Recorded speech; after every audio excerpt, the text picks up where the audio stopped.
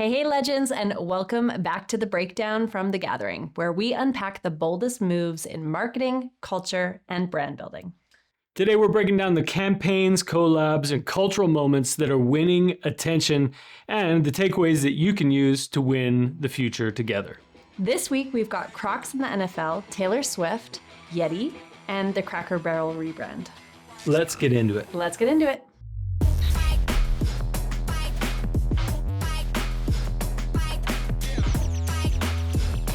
I love a good collab. Who doesn't love a good collab? Love a collab. They're hot right now. So hot. I'm not going to say that this is the most creative collab I've ever heard of, but it's a collab. I like it. You know what? It's. Do you own a pair? Do you own a pair of Crocs? I had to ask you first. Okay. Do I own Crocs? No, I don't own Crocs. I've never owned Crocs. But my daughters own them. Oh, and they cute. Basically prefer them over any other piece of footwear. Amazing. Do you have Crocs? I don't have Crocs. Really? I would have picked you for a Crocs person. I'm a bandwagoner for sure. I will admit that. You're going to get a pair of Crocs now. No, that's not what I said. That's not what I said. Don't take my words. I almost jumped on when Justin Bieber did, though, because Justin Bieber and Crocs did a collab, I think, a couple of years ago. And you were on the edge? It was COVID times. It was strange time. We're all at home. Anyways, we never got the Crocs. If you want to kick back for some Monday Night Football, wearing your favorite Crocs, all styled out with your team, you are in luck because they have launched a team-themed footwear lineup with charms and chains, everything you need to do to deck yourself out, but stay completely comfortable on your sofa while you watch peak-performing athletes do their thing. And in case you didn't know, the charms are actually called gibbets. Gibbets. Gibbets. So you can basically get a charm of accessories for your Crocs. It's funny to me because I guess this is the nature of fandom. Fandom isn't about athleticism. Fandom is about passion, passion for your team. And what better way to display that passion than to wear. Well, when a brand can figure out how to become a part of your lifestyle, they're winning, right? 100%. And I think Crocs is continuing to spark debate, conversations. They're not trying to. Crocs are relevant. They're not trying to be stylish. They're just They know who they are. They know who they are. I mean, I rock Birkenstocks and socks like the next thing you know, you're gonna have some gibbets. Yeah. Should Birkenstocks do a lineup? Maybe. It's a little too granola, probably. So what's the takeaway? The takeaway here is honestly that sport is like the most powerful form of relevance, rented relevance you can have in culture right now. There's almost nothing that reaches that level. Justin Bieber might be one example, but like it is guaranteed to work. You're not going to fail with that approach. And I think people that you're a fan, you're like, I want to rep my team in all the ways that I can. You got like 3 kids, you're a month out from Christmas and you recognize that you got the middle kid, you're like one present short. It's easy. You just get them the Crocs for their team. It's a guaranteed winner. You know that they're going to like it. I think it's easy. This is easy marketing. So something to think about for yourself as a brand is how can you be a part of your customers' ritual? How can you be a part of their day-to-day lifestyle? Basically, what passions can you share with them in order to sell products? I don't know. I boil it down. It's like, what do they care about? You should care about it. Collab where they care. Now, who else is doing a great collab?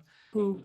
My favorite, your favorite. All of our favorite brands. Everyone's favorite. YETI went full fan mode this week, and you can buy your YETI drinkware in any one of your favorite team's colors and rep your team with your Crocs, with your YETI, kick back in your jersey. Christmas is going to be easy for everybody. It's so Every easy fan, now. like, get your coffee cup, your water bottle. You are just covered.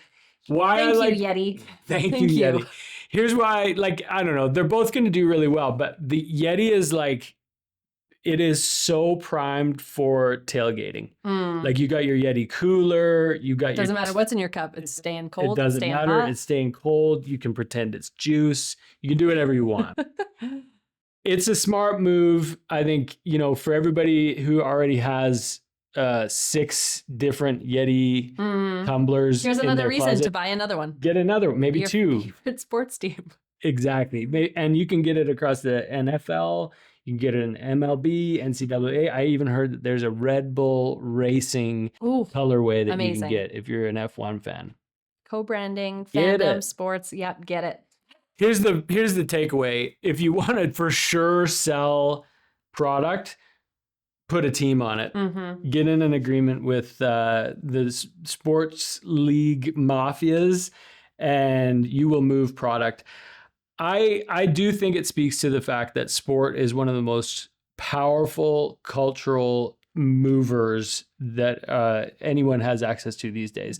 In a world that's sort of divided, polarized, politicized, nothing gets in the way of a good fan. Totally. You love your team, you rep the brand, rep the colors.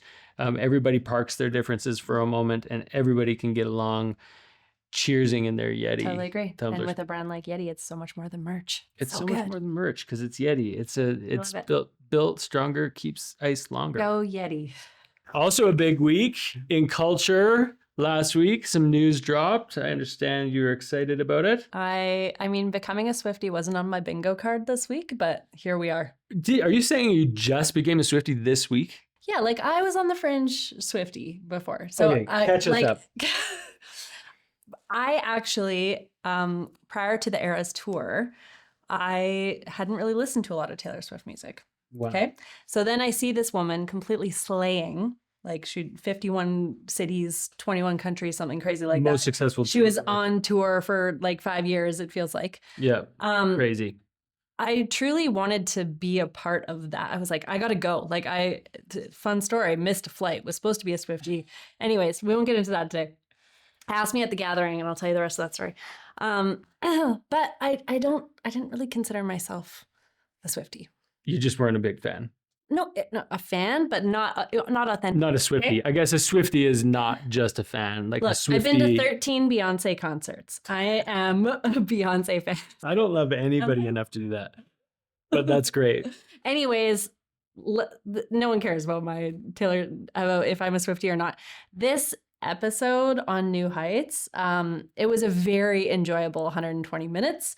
It could have been 6 hours as far as I'm concerned. And you would have been still listening. I would still be listening. It was so intimate. It was so real. It was the realest version of Taylor Swift. I loved it. She was so comfortable. Like, it was just this like kitchen table conversation. Just talking about how she bakes sourdough. Like, who knew? Like, so relatable. It was so real. It was just a really human conversation. So I really loved it. I also love how Travis was just sort of like every few minutes he's just complimenting her. He's like, "You're the best." Like, it was just so sweet. Like, she's just a part of the fam. So, yeah, I loved it. Someone once told me that their relationship is fake and it was all manufactured just to drive viewership to the NFL. If anybody still thinks that after this no. 120 minutes of true love. It's so good. And I was reading through the comment section today because I was like, what is, and the comments are so wholesome. It's so, everyone's just loves it. There's comments, I like screenshot a few of them. One of them was so good. It was this guy who was like, he's like, 52-year-old male. I was so upset that my sports podcast was hijacked by Taylor Swift. And then I listened to the whole thing and I'm a Swiftie now. And I was like, yes, I love this. I love it. It was so good. She's enchanting. Yeah. And so she dropped her new album on that. Huge deal. Amazing way to drop a new album. Like, that's a major announcement. I think about how that used to be done like 10 years ago. Late night talk shows, late night talk morning shows. Yeah, depending on who's most likely to buy it, I guess.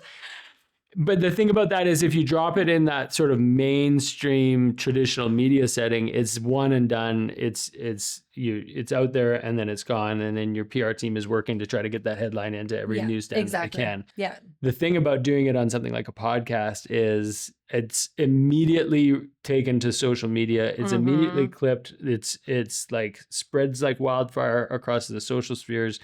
And then anybody can go and tune in and watch it at any time. Like what are the views at on YouTube? Last time I checked, it was over 20 million views on YouTube alone. Yeah, crazy. And it's been out for 7 days. So it's just incredible. Traditional media is officially dead. It is. Yeah, it's dead.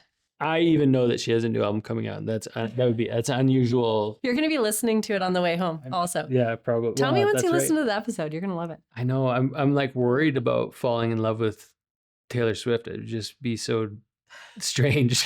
So Travis and the brothers, like they did an amazing job. Like I think the interview was so good and just the questions, the thoughtful, it was like, oh, it was so good. When are the Taylor Swift Crocs coming out, do you think? No, along? I don't think she's going to do it. You don't think so? No, Taylor Swift is a trendsetter. She can't. No. Justin Bieber did Crocs. No. Taylor Swift could do Crocs. I'm saying it here. My prediction is Taylor Swift is never creating her own Crocs. Who's more likely to do a Crocs collab, Beyonce or Taylor Swift? Neither. They're too classy. They're both too classy. Yeah. I don't know. I think I could see Beyonce doing it.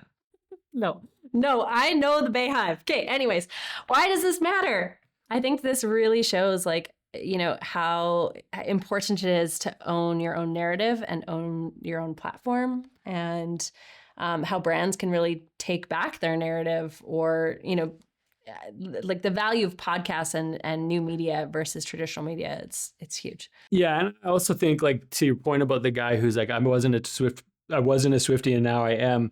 I think that podcasts are communities. Like the listeners to podcasts are generally like community aligned, valued aligned audiences. And so when you have a chance to sort of tastefully insert yourself into some other community or some other conversation, you got a chance of winning new fans and growing your own audience and doing that kind of thing. And so I think no matter what level you're at, whether you're like a massive podcast like ours or something small like New Heights, you've got a chance to extend your reach, introduce yourself to new audiences, and cross collaborate across different communities. It's an interesting sort of way of growing and navigating the fractured zeitgeist of culture these days. Totally agree.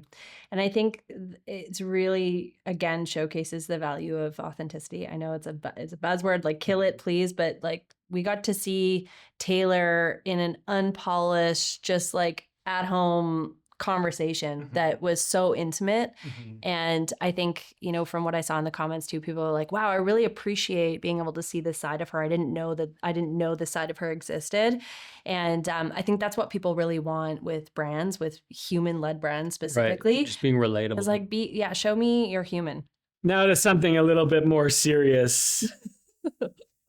Yesterday, on August 20th, Cracker Barrel announced a full-scale rebrand. I think it goes beyond a brand refresh. This is a rebrand, and we're talking new logo, new font. We're talking full store remodels. We're talking like they cleaned up and dusted the corners of the different stores to bring a new look that's more modern and tries to connect with, I assume, a younger audience, perhaps. Only to find within 24 hours a full-scale rejection from the people that love them the most. It is a bit of a wah-wah. And I feel bad.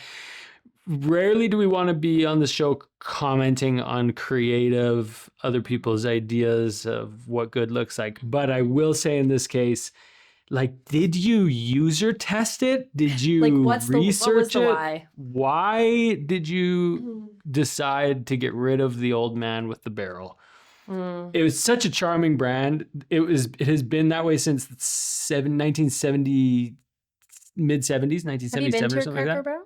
Yes, huge fan. Amazing. Went once, but still remain a huge fan. Love it. Because there's none where we live. But I will say I tried the fried catfish and it was delicious. And it was the first time that I'd had catfish, but it was really good. Yeah. It's kind of like it's a general store that exploded and then just kept going. Like it just kind of like literally it looks like it exploded, merch and stuff like all over the walls and little different like artifacts. Every store is a little bit unique, but it's such a vibe. It was kind of like nostalgic without trying to be nostalgic. It just looked like it hadn't been updated in 50 years, which is sort of what I think what was behind the rebrand. We'll bring it up. Like the old version has like, I mean, if you look at it, it's classic. It's a definitely got classy classic logo. vibes. It's got a weird shape to it. The font is completely unique. And then you go to the new version, it's kind of like they just rinsed. It's an orange blob. It's an orange blob. It looks like any brand. It could literally be anything. You could swap the... To me, it doesn't match like who they are at all. It makes no sense. Well, and why do you want to be... we've seen this as a trend over the last like 10 years as brands have rebranded and they've just sort of like washed the personality out of it. And I'm not saying that everything has to stay the same, but like, man, you were unique and now you're not. Like, what isn't part of our job as marketers to create distinction about who we are and who our brands are? Totally. I think it's a miss. So does the internet. So do the stock markets. Ew, yikes. Something like $100 million in value washed down the drain in like 24 hours. Not that Don't really quote us matters. on that, but it was a significant drop, like 14% or something like that in the first day. I didn't even know they were publicly traded. It's kind of a strange crazy thing to be, but I think it's an important question for us to be considered, like to rebrand or not to rebrand. And generally, you know, sometimes a rebrand can be a big distraction from what the real root of the problem is. So I'm curious what problem they were really trying to solve with the rebrand. And I think around the table as marketers and brand builders, like we need to challenge these types of questions. Just your logo and your fonts doesn't change an actual business challenge or, you know, how you're connecting with your community, et cetera. So I would love to learn a little bit more. I think there's a good case study here. I will say, like, in addition to that, we got to recognize when we're in our own echo chambers. Like you have your staff, your team, you're looking at your stores and all that. Sounds like a great idea. Let's refresh it. Right. Or I'm so tired of the old one. It's time for an update. We're bored of it. And it doesn't fit a normal social media like icon template. Like it doesn't work in the modern sort of settings that we expect it to work in. But are you your customer or are you working for a brand that's supposed to be delivering a promise to your community? Totally. Sorry, Cracker Barrel. Go back. Just go back. It's not too late. Just say you were wrong. Go back to the old version. It's anyways. Yeah. So it does. You got to ask yourself, why are you? You got to ask yourself, what are you trying to solve? Why am I rebranding? Yeah. What am I trying to solve? And then also, how do you evolve for brands that, you know, have been around for a long time? How do you evolve while maintaining your core identity and what your customer really wants from you too? So yeah, agreed. Challenge it, get outside perspective, and always get your community to buy in. Yeah, and bring back the old guy. All right, legends. From rebrand flops to polarizing partnerships, the biggest stories this week prove one thing. Brands win when they lean into community and culture. Whether through the people that shape them, the rituals that sustain them, or the platforms that amplify them. I hope this episode provided some good takeaways and good conversations to be had around the table with your marketing team. If you like this episode, please make sure that you subscribe to the Gathering podcast, share this, tag us, tell your friends, and always slide into our DMs if you've got some brand news you'd like us to break down on the next episode.